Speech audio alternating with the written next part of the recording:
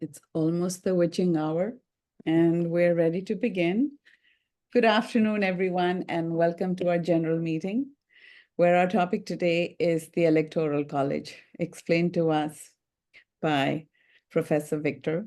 I'm Anu Sahai here with Dr. Barbara Boardman, and we are both the co-chairs for Action and Advocacy here at the League of Women Voters at Fairfax.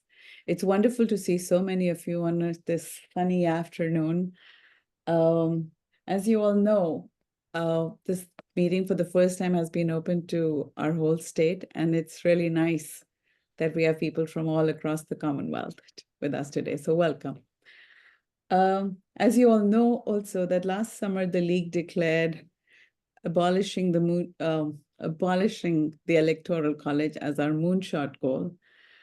And it's supposed to be a 50-year project, and now we're down to 48 and a half years.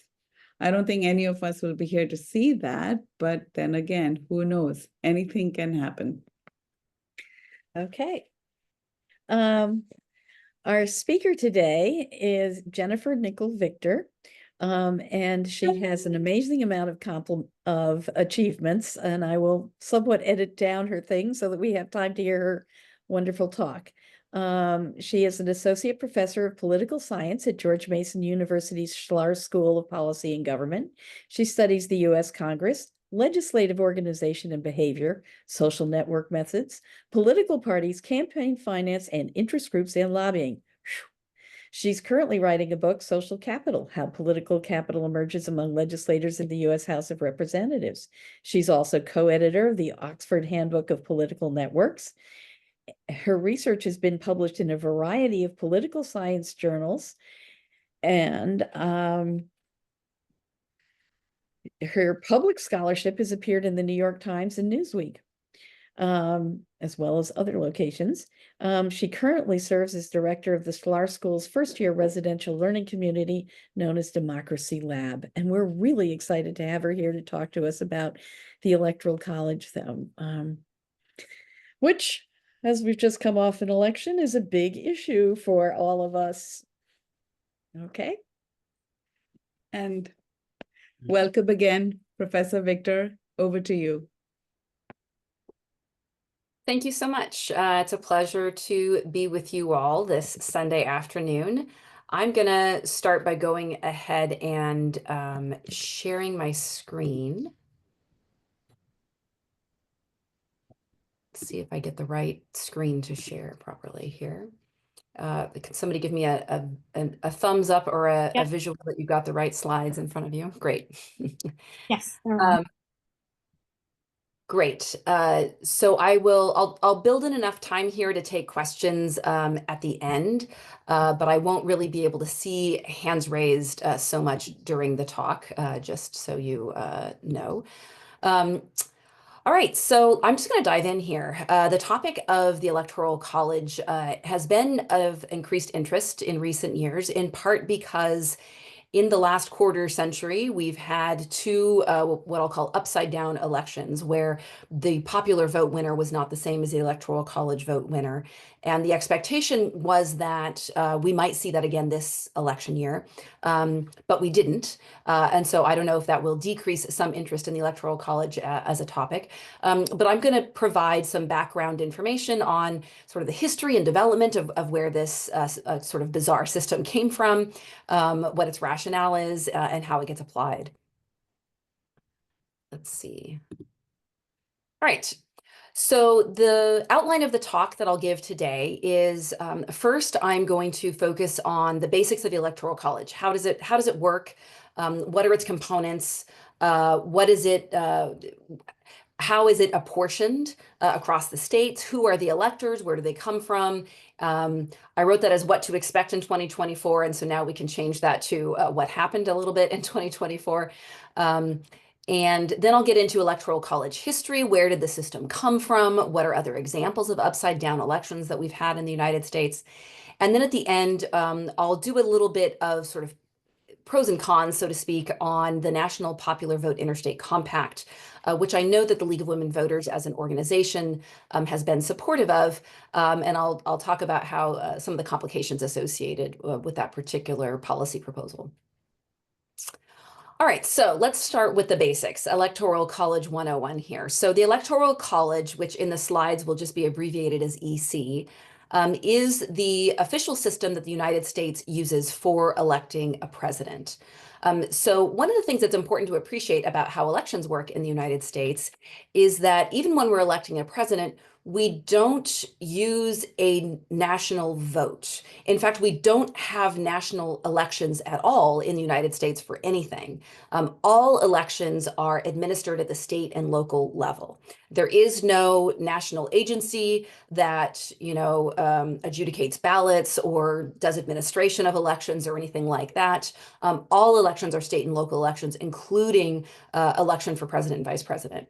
And part of that is because of that we don't have a national vote for the president. We use the Electoral College. The Electoral College itself is made up of 538 votes. And I'll explain in detail how that comes about. Essentially, where the number comes from is that every state gets the same number of electors in the Electoral College as they have representatives in Congress. So you take the number of House seats that you have or the number of representatives you have in the House, you add your 2 senators, and that gets your state's Electoral College votes. So in Virginia, we've got 11 Electoral College districts, we've got 2 senators, therefore we have 13 Electoral College votes. So 435 House seats plus 100 senators makes 535 would be Electoral College votes. But then Washington, D.C. gets 3 Electoral College votes. So that's where the 538 comes from. Every 10 years after the decennial census that we run in the United States, the distribution of how many Electoral College votes each state gets will change. Of course, the distribution of the number of senators that each state gets does not change. That's always at 2. But the distribution of how many House seats each state gets changes every 10 years. And so we just finished that process a couple of years ago. This is the Electoral College distribution for the election that we just went through, and it'll be this until we go through another census in 2030. And so you can see there's Virginia with 13 Electoral College votes. The biggest prize in the Electoral College is California, which is by far the most populous state. They currently have 54 Electoral College votes with their 53 House districts. The second biggest prize is Texas, that has 40 Electoral College votes. So who are the electors? When we're talking about people, the electors in the Electoral College, are these real people? It turns out, yes, they are. The way this works is each state political party, so that means there's 100 of them because each state has an organized Republican political party and an organized Democrat political party. Each state political party selects a state of electors through a process that they themselves design. It varies a little bit from state to state, exactly how those slates of electors get put together. But essentially, if you think of it in Virginia, the Republican Party of Virginia selected earlier this spring a slate of 13 electors that would be the electors that they put forward should the Republican candidate win the most votes in the state. And the Democrats did the same thing. They put together a slate of 13 electors that they would put forward should the Democratic candidate win the popular vote in the state. And in Virginia, the Democrat Harris won, and so those 13 Democratic electors will be Virginia's electors in the Electoral College. Who are these people? They tend to be dedicated, loyal party members. Their actual identity is kind of inconsequential. I don't know who they are. I haven't bothered to look it up. They're often people that the party wants to perhaps honor in some way or recognize in some way. It's sort of a privilege to be selected as one of the electors on these slates, but it is an authoritative position because the electors are the true votes for the president. It's just not an authoritative position in that the individuals have any agency in their choice. So they are essentially required to cast a vote for whichever candidate won the popular vote in the state. For the Democrats, it would be the Democratic candidate, and for the Republicans, it would be the Republican candidate. So basically, these electors promise to vote for their party's candidate if the candidate wins the popular vote. Now, you can imagine these are still individual humans, and they still sometimes take it upon themselves to do different things. And so sometimes we will see defections. Where a slate of candidates will be put forward. Let's say the Democrats win a state and the Democrats put their slate of candidates, electors forward. And let's say one person among those Democrats decides, actually, I've decided I'm going to vote for the Republican. These defections occur. They are very rare. They have never occurred in such numbers to change the outcome of an election. There are now 33 states, so a majority of states have laws on the books about these, we call them faithless electors. So these so-called faithless electors in 33 states can face some sort of punishment, either a fine or even imprisonment for not sort of following their promised duty as an elector. In the 2016 presidential election, just for some modern context, we saw 7 faithless electors. More of those were Democrats who wound up voting for Trump in that election than the other way around. And then in the 2020 election, there were 0 faithless electors. We do not know yet if there will be any faithless electors in the 2024 election because the Electoral College has not met yet, which means technically the presidential election has not happened yet in the United States. So we're in the sort of odd in-between period. I just want to clarify here the difference between these faithless electors that I'm talking about and another thing that happened in the 2020 election, where there were a number of states who put together alternative slates of electors that they put forward. This became the product of great controversy. The Republican candidate, Donald Trump, who had lost the election, claimed falsely that he had won the election.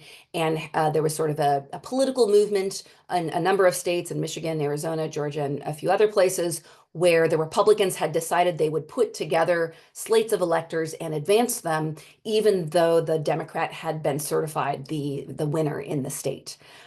So that practice, all of those turned into court cases that wound up going nowhere.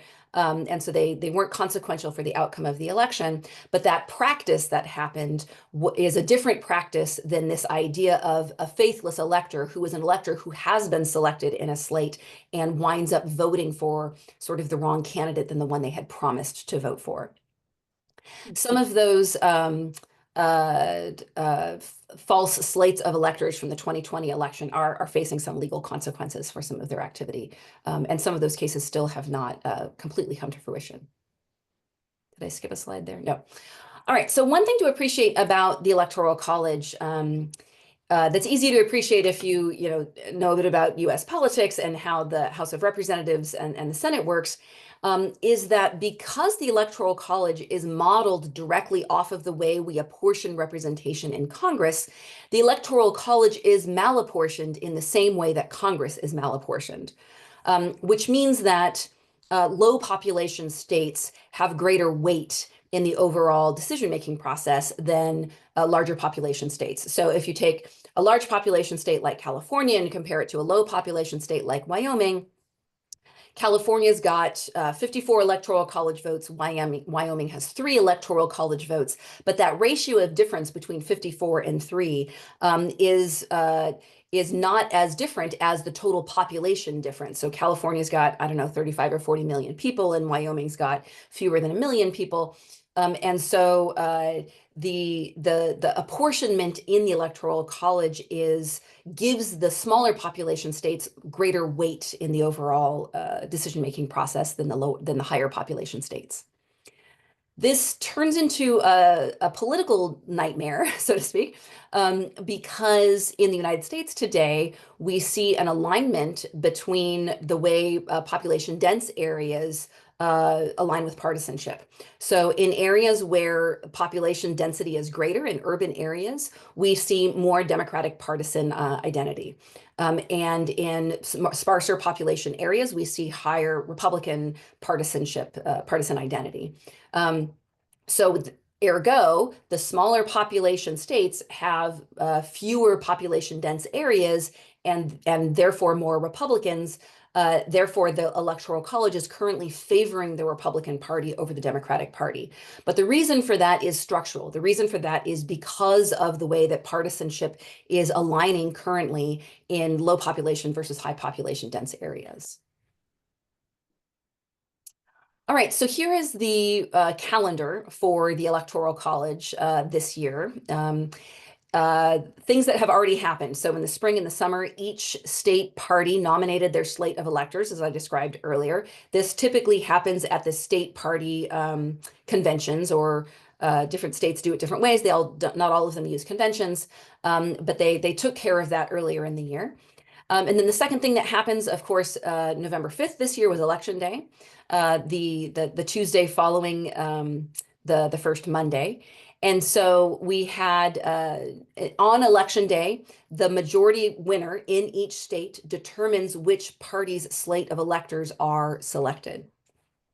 Now, one caveat about that, and I don't have a slide prepared on this, so I'll talk about it here, is that all states except for two align or allocate the electors in a winner-take-all fashion. So in Virginia, for example, and everywhere except Maine and Nebraska, whichever candidate wins the popular vote in that state wins the entire slate of electors, all the Democratic slate or all the Republican slate, whichever candidate wins the most votes. In Maine and Nebraska, they do it a little bit differently.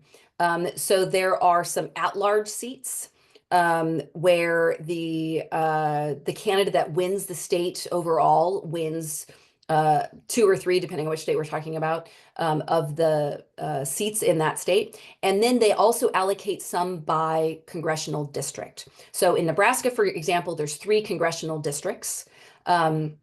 And typically what happens in Nebraska is there are 2 congressional districts that tend to lean Republican, and those 2 seats will go the same way as usually the whole state also is majority Republican. But the congressional district that is around Omaha tends to have more Democrats, and that congressional district will often lean Democrat. And so you'll see Nebraska with its 5 electoral college votes, 4 of them will be Republican, and then 1 of them will be for the Democrat. And in Maine, it's exactly the opposite. They've got 4 electoral college votes. They're giving out 2 of those to the winner of the state, 1 for one of their congressional districts, 1 for the other congressional district. And they have 1 congressional district that tends to go Republican and 1 that tends to go Democrat. So in Maine, you'll get 3 to 1 Democrats to Republicans in their electoral college allocation. So Maine and Nebraska use this sort of modified proportional representation system for allocating their electoral college votes, but all other states use a winner-take-all system. All right, the third thing that happens is coming up in a couple of weeks. It's the state certification deadline. This is an administrative deadline that will probably come and go with nary a headline about it. But it is the date by which all states are legally required to certify their elections. So this is an administrative process that is currently underway.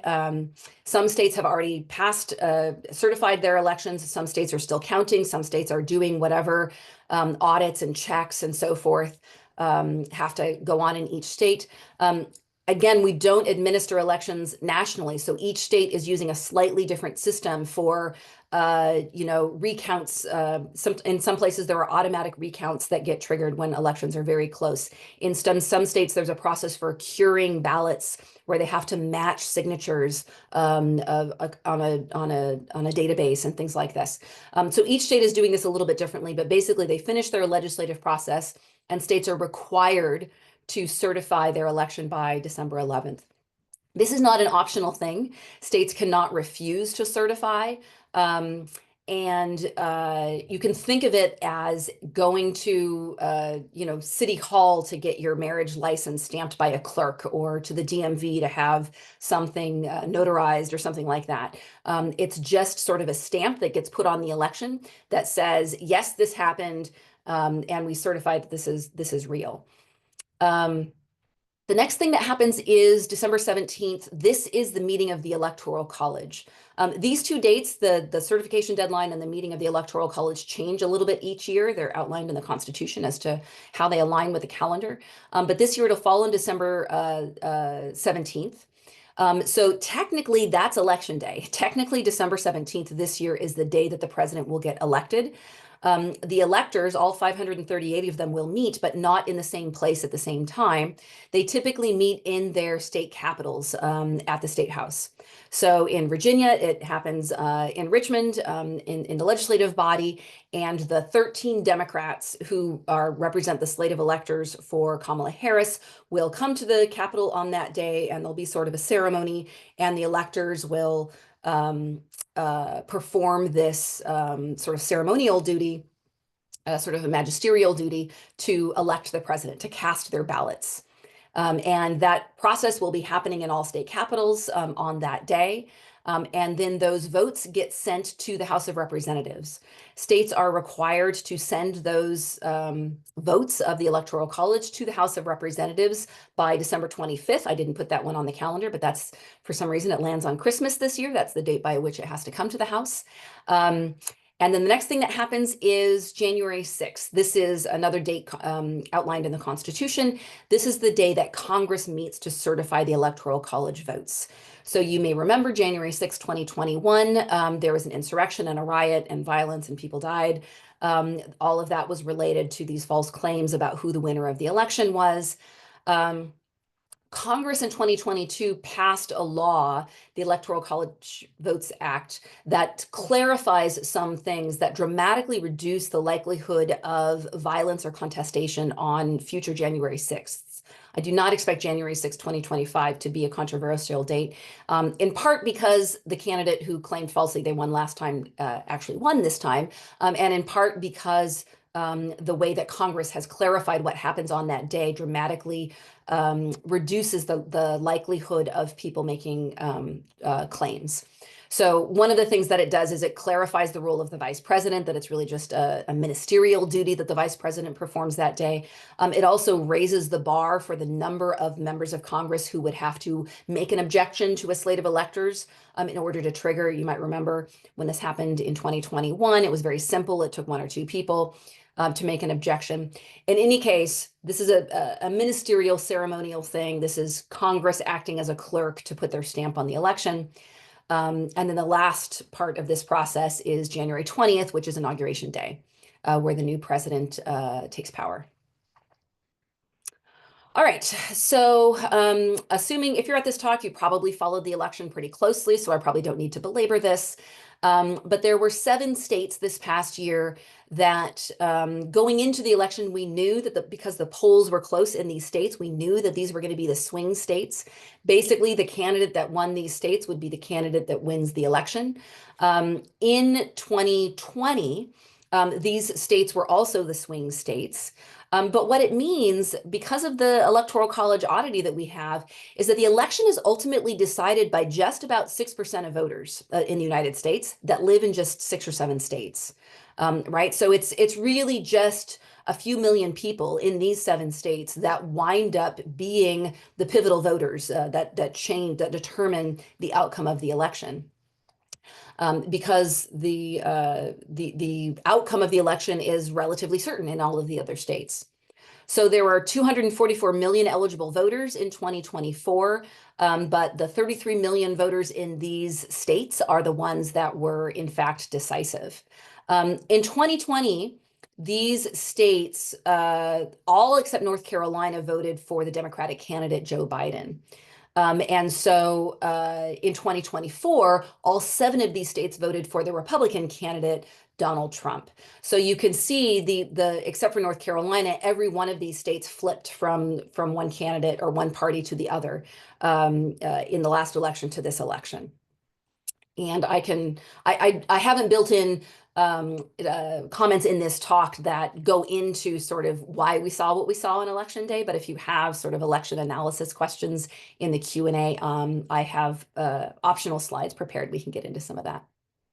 Okay, why does the Electoral College get used in the United States? So the short answer is it was a compromise struck during the Constitutional Convention back in the 1780s. As basically, in the 1780s, United States 2.0 was not the US Constitution, excuse me, United States 1.0 was known as the Articles of Confederation. It was the legal document that the colonists adopted after they won the Revolutionary War against Great Britain and against England. And they wanted to keep their 13 colonies as sort of autonomous states, but then have some cooperation. And they created this thing called the, I just lost the name. I said it a second ago, and now my brain is blanking. The first Constitution. Sorry, it's going to come to me in a second. Somebody's going to say it. Somebody is out loud saying it, I'm sure. Articles of Confederation. Thank you. That's what I was trying to say. The Articles of Confederation. I was going to say Confederate States, and I knew that was wrong. So when the Articles of Confederation started to fail, they come together to initially they came together to revise the Articles of Confederation. That process sort of falls apart, and they wind up drafting a whole new document that becomes the U.S. Constitution.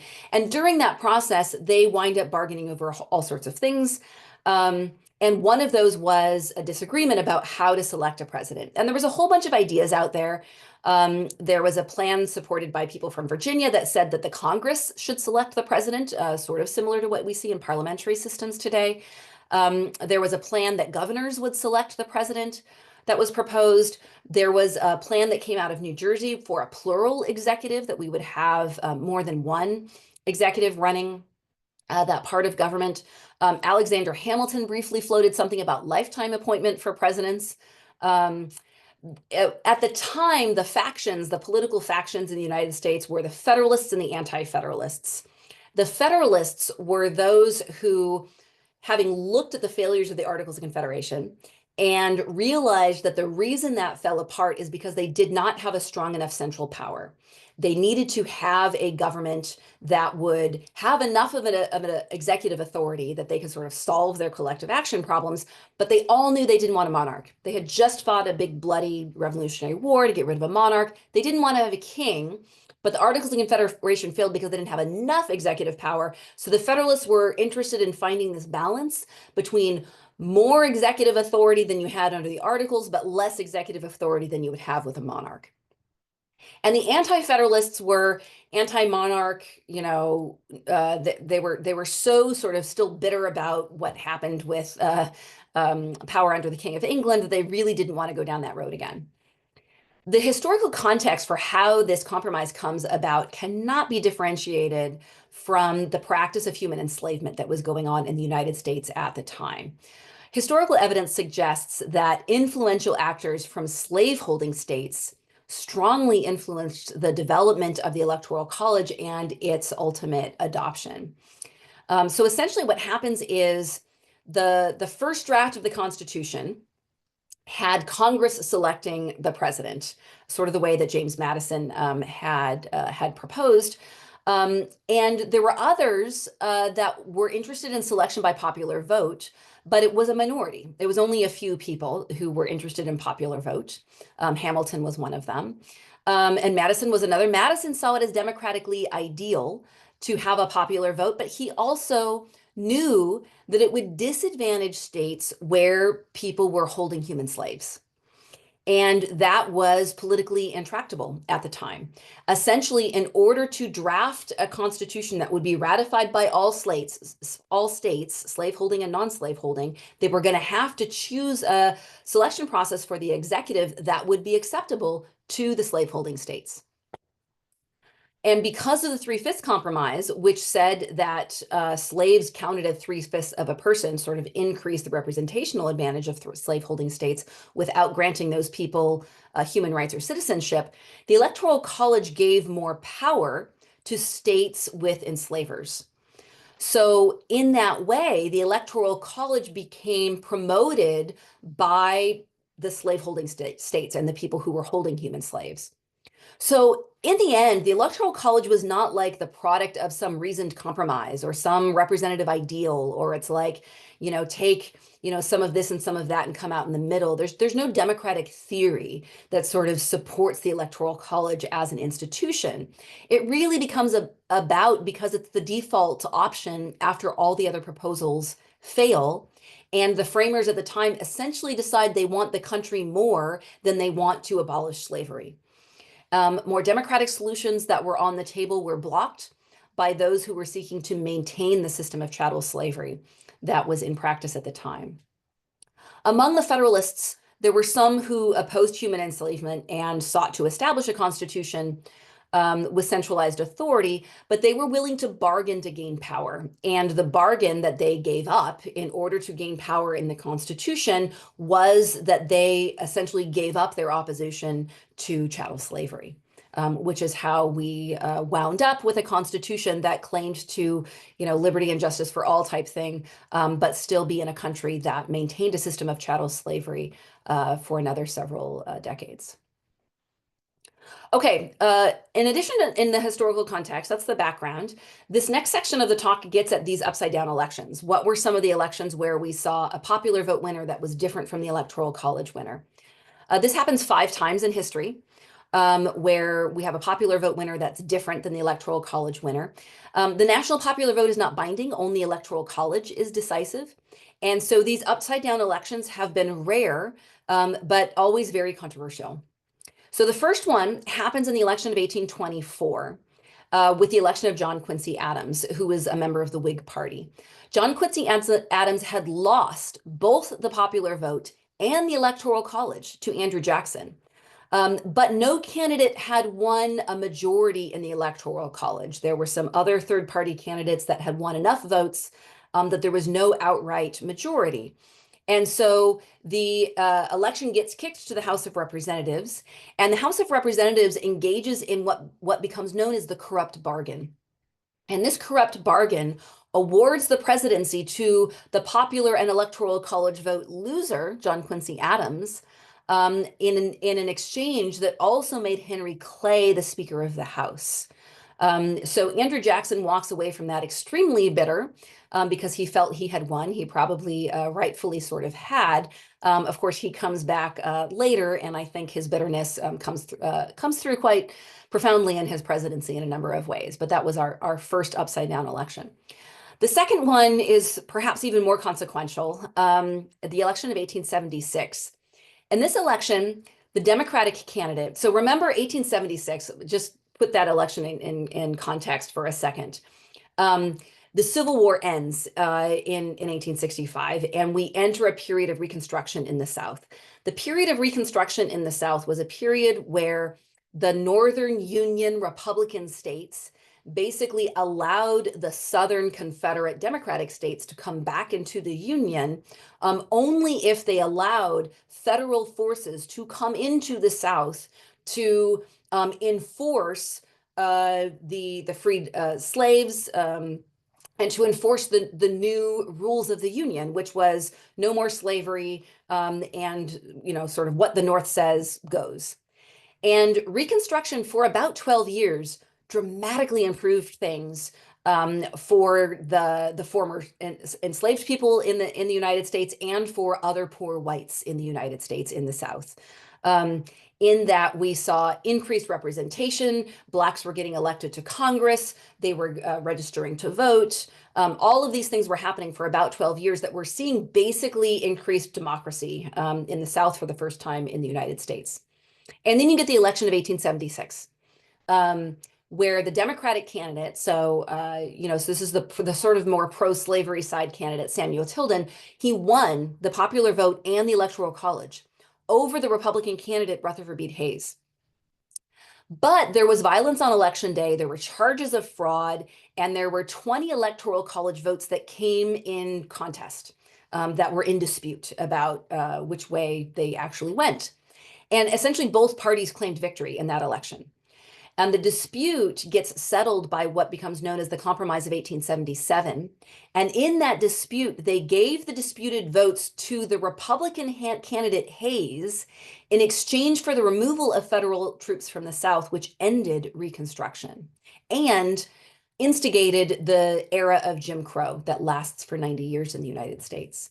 So to put that more clearly, the Democratic candidate who had won the election essentially winds up giving up his power, his authority in that election win in order to end Reconstruction in the South. So the South was more interested in ending that Reconstruction enforced by federal troops than they were in holding the White House. And that has just absolutely massive consequences, that end of Reconstruction and the instituting of Jim Crow in the United States. Wrong winner number 3 is in 1888, a very close election. Incumbent Grover Cleveland won just 90,000 more votes than his challenger, Republican Benjamin Harrison, but had lost the Electoral College by losing 2 states by less than 1%. So just an extremely close election that toppled an incumbent in 1888. A wrong winner instance number 4, upside down election, is the election of 2000, which you may remember. In an open seat election, the Democratic candidate Al Gore, who had been vice president, won more than 500,000 more votes nationally than Republican George Bush. But the Electoral College margin was very narrow, and it came down to the winner of Florida's Electoral College votes, where some very controversial ballot design issues and election administration were heavily criticized.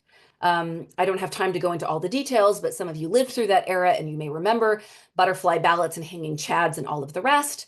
And there were some selective recounts that were going on. Gore's demand for a recount winds up getting thwarted by a 5-4 Supreme Court decision that requires that all of the recounts stop and the state's electors get awarded to George W. Bush. In the years that followed, some political science research used some sophisticated statistical analysis to estimate what those recounts would have produced had they been allowed to continue, and found that almost any recount scenario that was going on that the Supreme Court required to be stopped would have resulted in an Al Gore victory. So that's a very controversial win. The other one that we lived through 8 years ago, was in 2016. And in an open seat election, Democrat Rodham Clinton won almost 3 million more votes than Republican challenger Donald Trump, but Trump won the Electoral College. So we've had 5 instances of electoral upside downs, and 2 of them have come in the last 24 years. So basically, when the country is very polarized, these things happen more frequently. And the modern consequences of the Electoral College are more apparent now because we live in a time of heightened partisan polarization.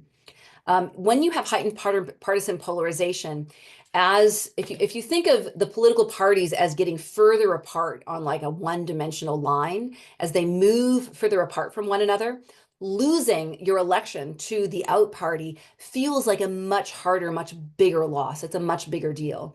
When parties are polarized, election losses are much more difficult, which increases sort of the intensity and emotionality and all these other things about elections. But intense party competition and antipathy towards the out party has been growing since the 1970s and creates this system of partisan polarization that we have.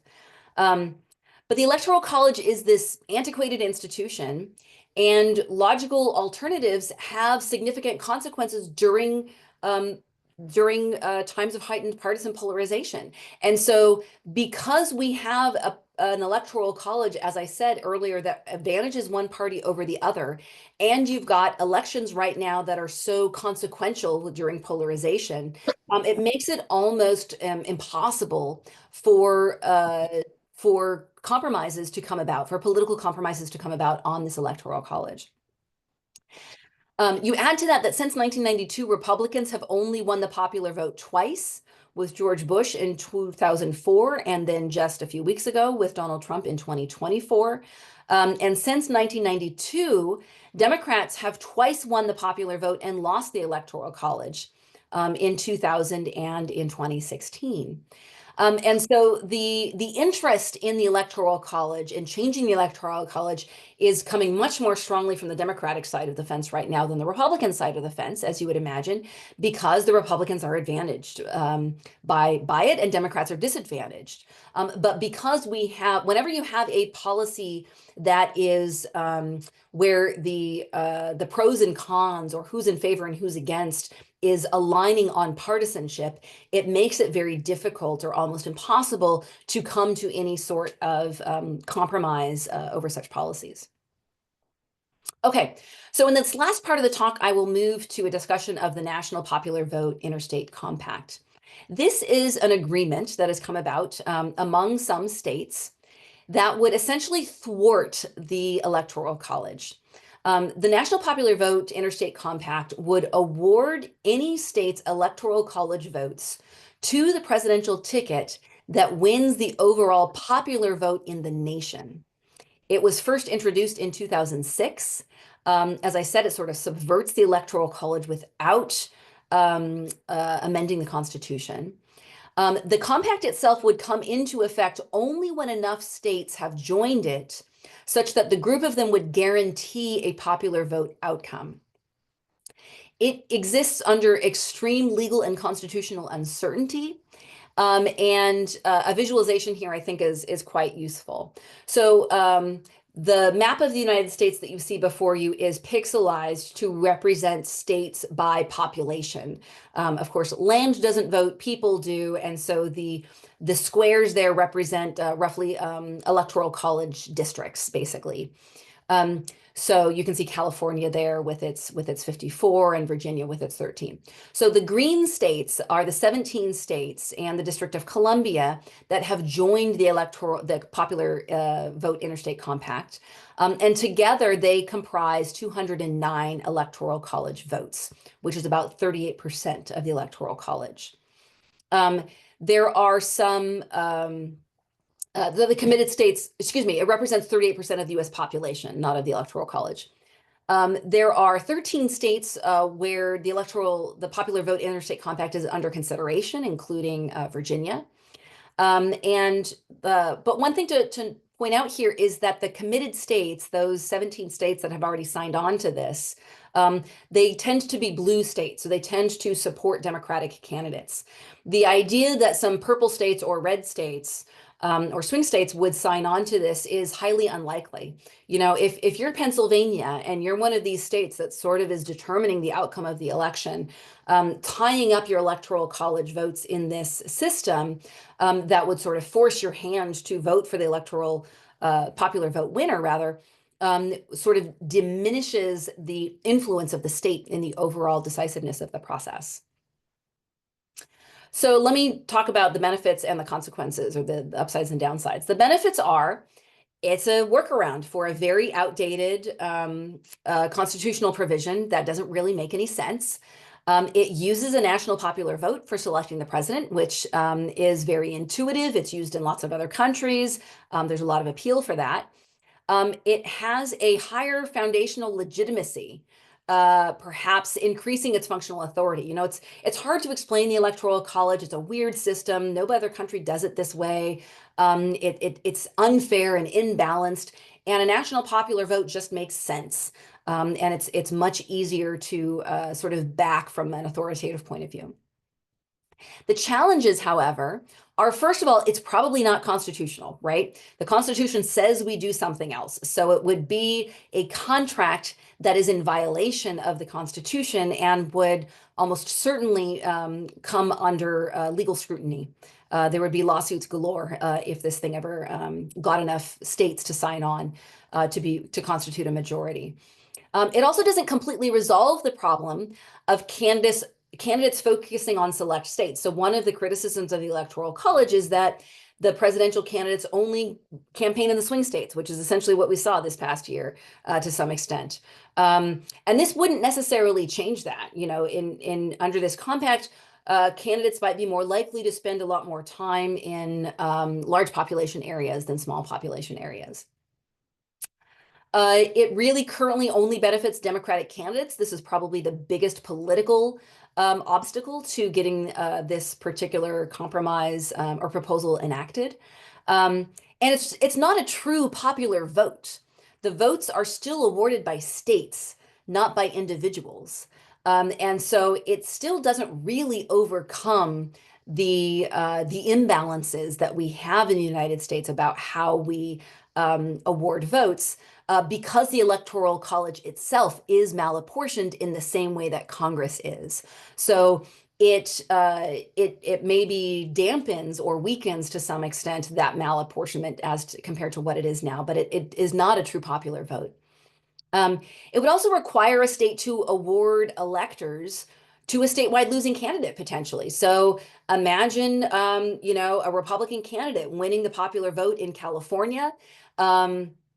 and say the Democratic candidate wins the popular vote overall, then you have a large state who is required to give all of its electoral college votes to a different candidate than the one that the state had supported if the national vote had gone the other way.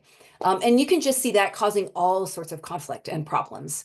People, I think, would have a really hard time sort of acknowledging that type of upside down outcome. And one of my most important points about the challenges here is to bring it back to what I said at the beginning is we don't run national elections in the United States. There is no national election administrator. There is no agency. There is no national ballot. And so to have what amounts to a mechanism for doing a national popular vote without having the same ballot or the same rules across all election administration jurisdictions, I think would be a really bad idea, I guess, to put it mildly. If you're going to have a national popular vote or a system that approximate a national popular vote, it would be really important to have an administrative function that administered it at that level rather than at the state level. And so it's a massive administrative disconnect between the policy and how it comes together. Okay, so last slide here. The consensus on the election rules is essential for democracy. By one account, a definition of democracy is not that you have to like the outcomes or be satisfied with the outcomes, but simply that you have to agree on the rules for creating political outcomes. If we agree on the rules, then we can all live in a democratic society together. But as soon as we stop agreeing on the rules for what produces or resolves political conflict or produces outcomes, then we have a real democratic failure.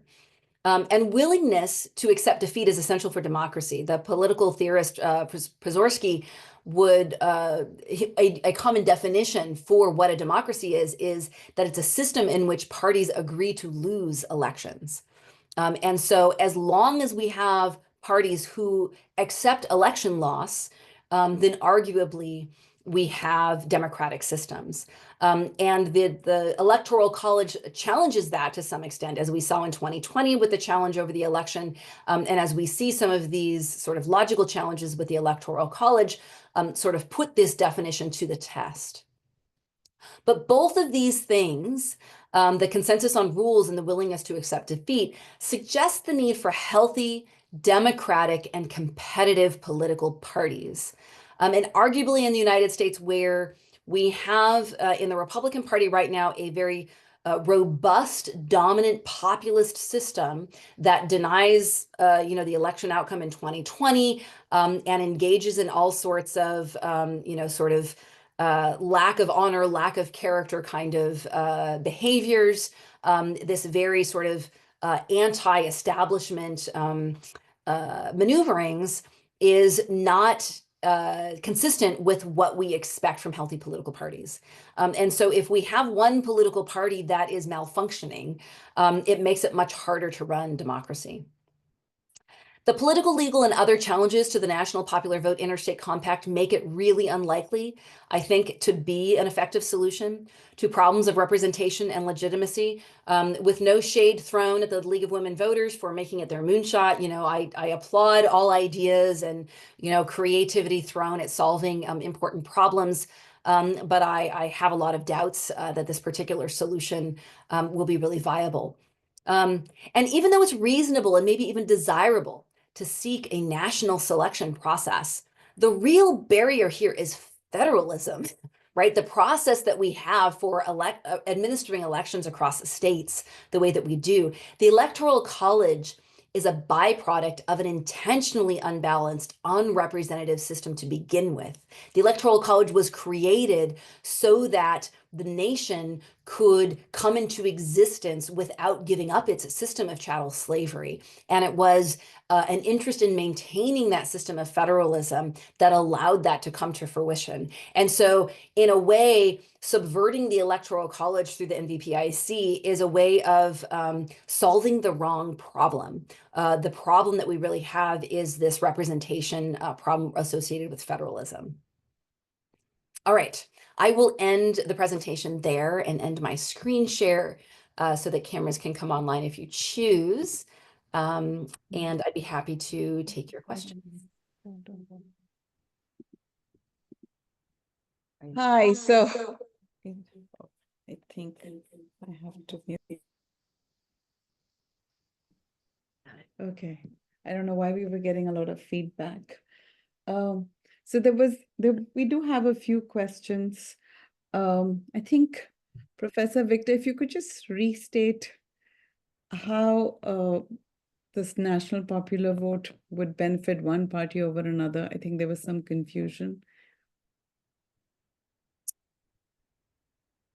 It wouldn't necessarily benefit one party over another. It's that because the Electoral College currently benefits the Republican Party over the Democratic Party, it's the Democratic Party that is interested in policy solutions that subvert the Electoral College.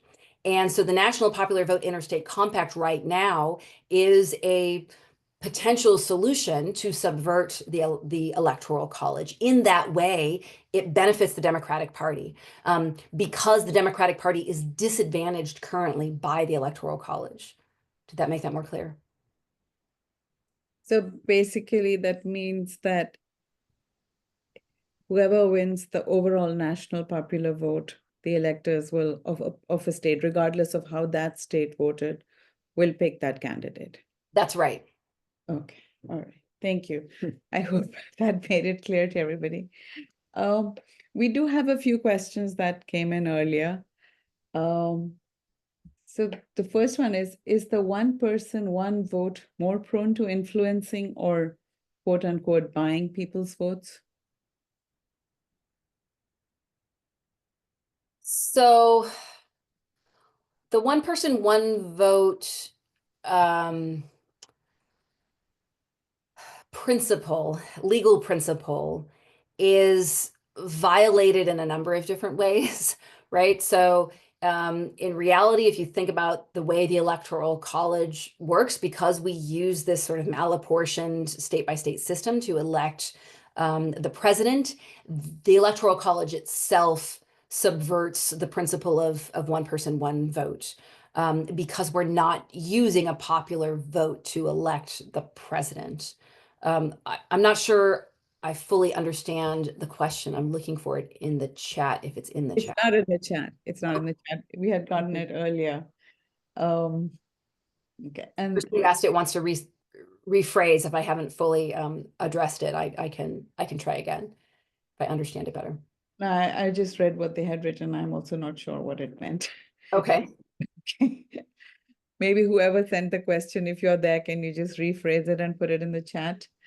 Do you want me Okay. to take questions from the chat, or what's your preference for how to handle questions? I do want to first address the questions that came in.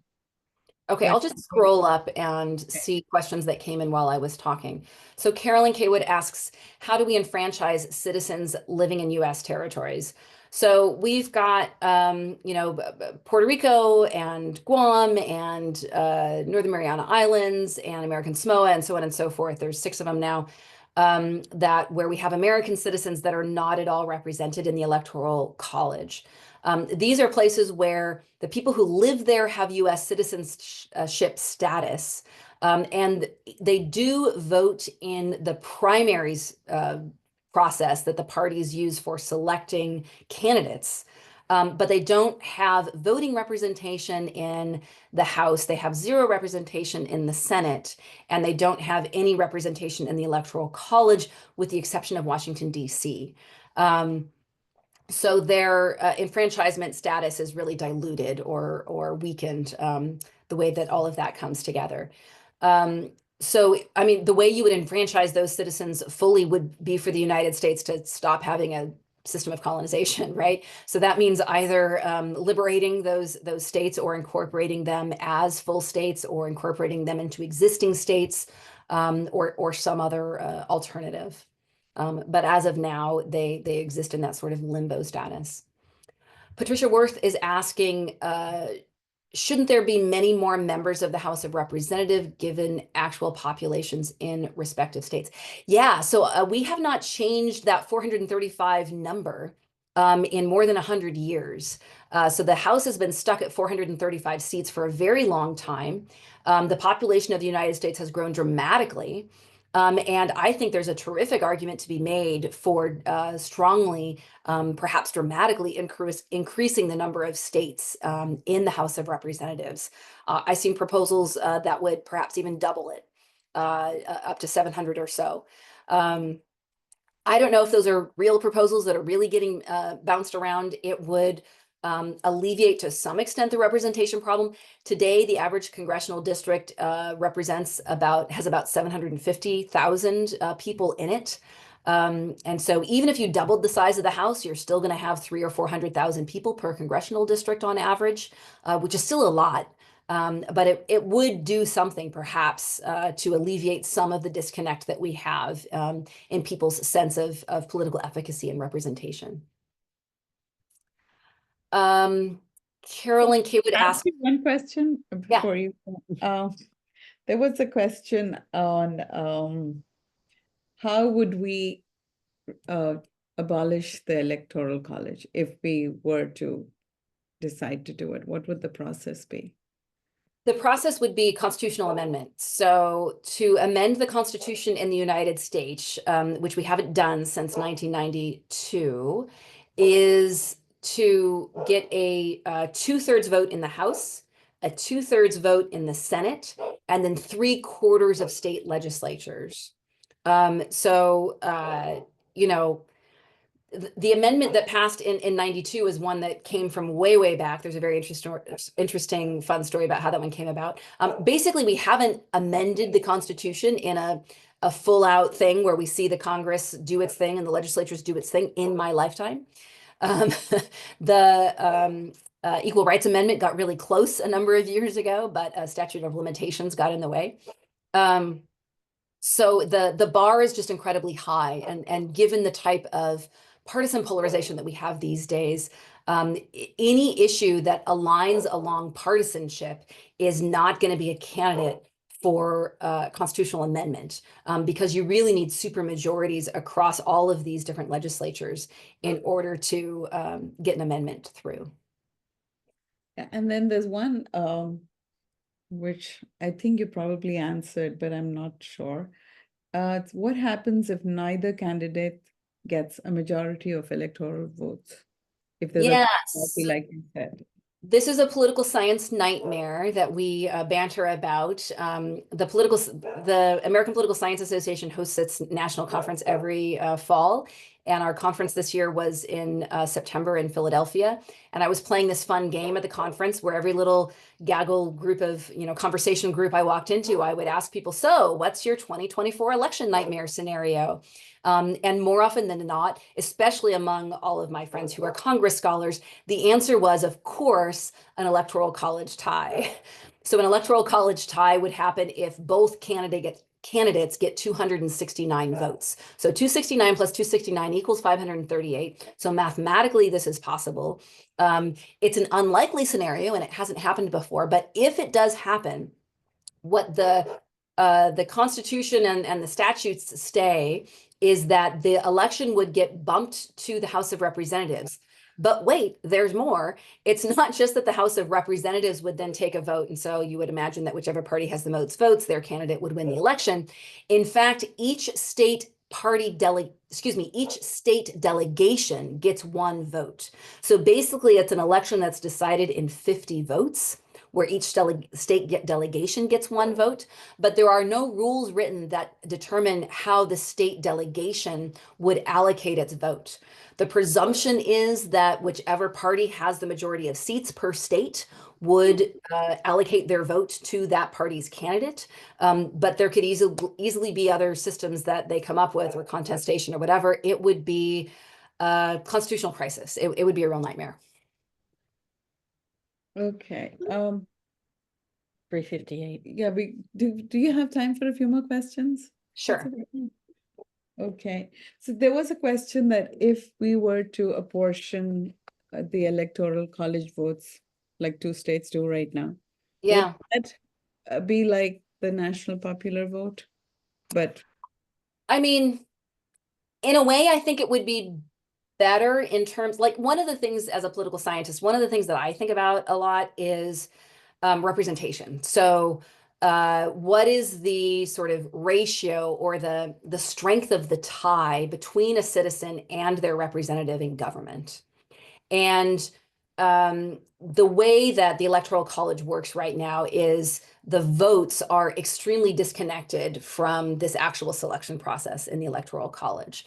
And I think that really reduces people's sense of political efficacy. It reduces their sense of, I have a say in the process, I have agency in my, who is representing me in government and so forth. And so I think if states allocated their electoral college votes proportionally, it would do a lot, on the positive side, it would do a lot to affect that sense of representation and political efficacy for people. It would dramatically change the math across the board, so you'd have like, I don't know, 60% of California's votes going to Democrats and 40% of them going to the Republican candidate or whatever. I'm sure there's some political science papers out there that have run simulations on these things.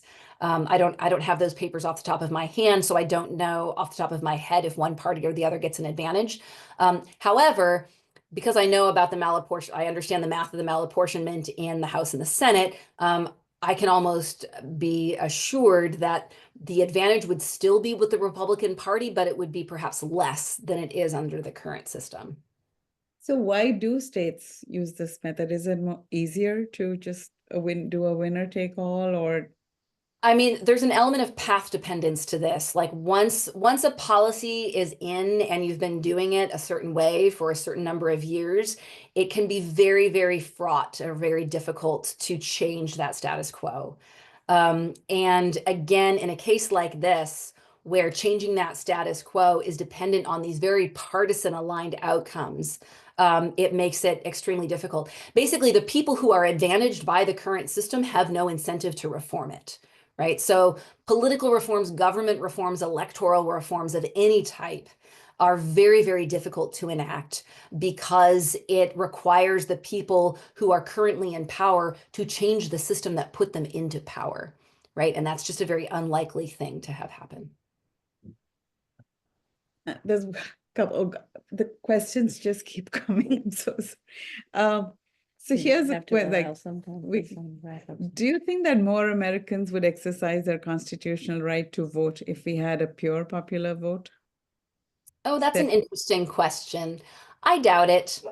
The factors that we know that contribute to people's interest in voting aren't particularly aligned so much with this sense of efficacy. I see it a lot in the college students that I work with in the young population. They'll often say, like, I feel like my vote doesn't count, or I didn't know enough, or they say things like that. But in reality, electoral habits, like whether or not you vote, are set in very young, and it's not really an individual thing. Voting is a social activity. It's a social exercise. If you live among people who vote, if you work among people who vote, if you socialize with people who talk about politics and elections and talk about voting or their plan to vote, then you're more likely to vote. And so having a national popular vote, I'm not sure how much that would affect those social systems. Oh, I would have thought the other way, but okay. There's this question again, I'm not sure. Says is the electoral college system outdated because of our politics or because of socio-demographic changes? Is it outdated because I'm not sure I understand the question. It says, is the electoral college system outdated because of our politics or because of the socio-demographic changes? It's an interesting way to phrase that question. To me, the Electoral College is outdated because it was created as a way to enhance the power of a particular political elite class at the time that it was created. And that slaveholding class arguably doesn't exist anymore. But the infrastructure that kept them in power remains. And so to me, the reason that the Electoral College is so outdated is because it was created under that particular guise. It was created not in some sort of grand democratic principle sense. It was created to maintain a particular power hierarchy. And in the modern times, we like to imagine ourselves as being a more aspirational, more true democracy than we were back then. And so it would, so in that way, the institutions that we have are not aligned with the version of aspirational democracy that a lot of people think of in the United States today. Yeah, true. Well, I think we've taken so much of your time, Professor Victor. We could go on all afternoon, but thank you so much. This has been very, very interesting. I feel like I know a lot more. I still have a billion questions, but and maybe we can send the questions we have to you and, for another time. But thank you again. And our presidents wanted to say a quick thank you to you too. Pat, Catherine. Okay, Catherine's my camera died. yeah, her camera died, but my camera still works, but our picture is up right now. So I don't know if you can see us or not, but at least you can see our picture. But thank you very much. We really appreciate the presentation, and this will not be the last time we're going to talk about this, because in January we will have unit meetings and others can also participate, so that we will have more discussion on this topic. So keep thinking about questions. We are so happy that 74 people showed up, but we have many more people than that belong to the Fairfax League. So in January, we'll address this topic again, and there will be more ability to talk about this in a small group. And also, Joan just put in the chat that there will be another presentation on December 11th about this, and we'll also send that information out to our Fairfax people in case they want to attend again. It's one of these things where the more you learn about it, the more you hear, the more you understand this complicated topic. But thank you, Professor. We really did enjoy it. And we, Emma Beth, if you could just share some of the slides. And Catherine? Professor Victor, this goes specifically to your call out to Arena, who is absolutely one of our rock stars. And is responsible for very much of what was happening here. So thank you for calling her out. She did amazing, amazing work with us this season on campus at George Mason University. I ran a big project to try to get students registered and voting. And just a tidbit to put a feather in her cap and all the support we got from your members that came to our campus many times to help register students. Every single precinct in Fairfax County had lower voter turnout this year relative to 2020, and on average it was about 9 percentage points lower. But the polling precinct at George Mason University in Merton Hall on election day was only 1 percentage point lower. So we had relatively much less drop off in voter turnout. And I think that's largely attributed to the work that Arena and I and our other campus partners did to help get students to vote. That's great. Thank you. You can see our numbers on the slide. We was a banner year for us again. During 2024 total, we registered 7,552 people, allowing these citizens to exercise their right to vote. Whether they did it or not is another thing, but we did get them registered. We hosted 100 or participated in 148 events. We sent 1,500 postcards out reminding people to vote. So we are very proud of these statistics. Emma Beth, would you show the pictures, please? Catherine, do you want to talk about the picture? So the very first picture is of a suffragette, and this is on the Fairfax Facts that we distribute 15,000 of those every year throughout the county. And as you can see, other activities here are postcards, voter registration, our Get Out the Vote efforts, as well as informing voters on what was on their ballot. It is our mission to let citizens vote and encourage them to vote and encourage them to have the information they need to vote. And you can see the Some more of our pictures here. volunteers. Yeah, more of our volunteers, and the picture in the center and in the top left are new citizens who are given the opportunity to register to vote right after they become citizens of the United States. Next slide. And this is our just our statistics in total, so you can see how many people we touched, our candidate forums that we held, our meet and greet, and all the other things that we participated in. Next slide. And we hope that you are willing to help us by donating to our piggy bank. We are in our last part of the year. I know that people make their financial contributions at this time of the year. So we would appreciate any support that you can give us by donations that help us do the work. And go ahead, Catherine. Oh, no, I was going to say, just as a reminder, we are a nonpartisan organization. We focus on supporting our community and informing and empowering voters across the spectrum. And if you're looking for a way to help in a nonpartisan way and make our democracy stronger, I think we're a really good alternative. And so you can use the QR codes here. You can use learn more, takes you to our website, and the donate QR code takes you to our donate page. Thank you so much for attending today. It was a wonderful presentation. I think we all learned a lot, and we will have more opportunities to discuss this in January. Thank you. Thank you.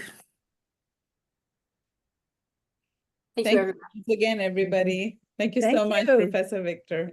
Thank you, Professor. That was great. Thank you. Thank you all.